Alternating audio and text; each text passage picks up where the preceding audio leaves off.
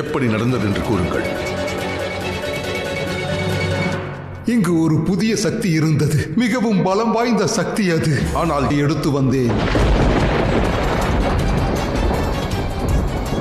தாமா? ஆனால் ஏன்? அது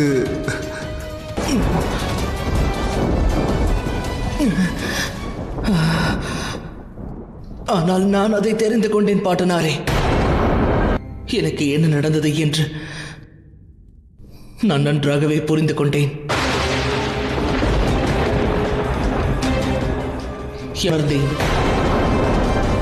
அந்த சக்தியானது என்னை போலவே உள்ளது. ஆனால் அதன் செயல்பாடுகள் என்னிலிருந்து வேறானவை.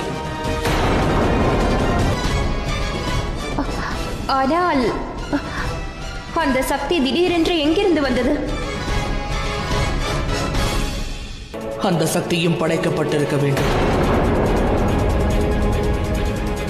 ஒரே ஒரு வேறுபாடுதான், இதுவரை அது கட்டுப்படுத்தி வைக்கப்பட்டிருந்தது,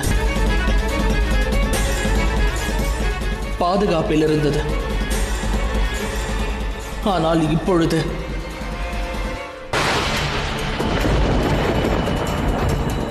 இதுவரை பாட்டனாரின் கட்டுப்பாட்டில் இருந்தது. ஆனால் இப்பொழுது எனக்கு எதிராகவே வந்துள்ளது. இப்போது புரிந்திருக்கும். நெருப்பு ஒருவன் கையை சுடும் வரை அவன் நெருப்பின் சக்தியை உணர்வதில்லை. போகிறது. உண்மையில் நான் உன்னை எச்சரிப்பதை மகாதேவர் கூட விரும்பவில்லை. ஆனால் என்னை பொறுத்தவரை உன்னை எச்சரிப்பது நல்லது. இதை அறிந்தேதான் சபையில் நான் அவ்வாறு கூறினேன்.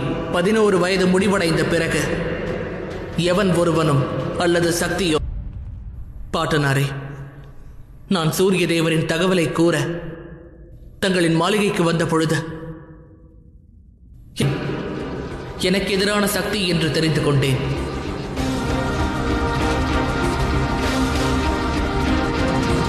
இவ்வாறெல்லாம் நடக்கும் என்று தெரிந்து கொண்டேன்.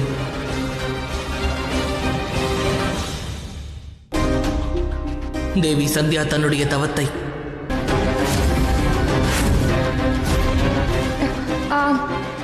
இப்பொழுது நீ என்ன செய்ய போகிறாய் மகனே? அதை உடனே கண்டுபிடித்து அழிக்க வேண்டியது அவசியம்.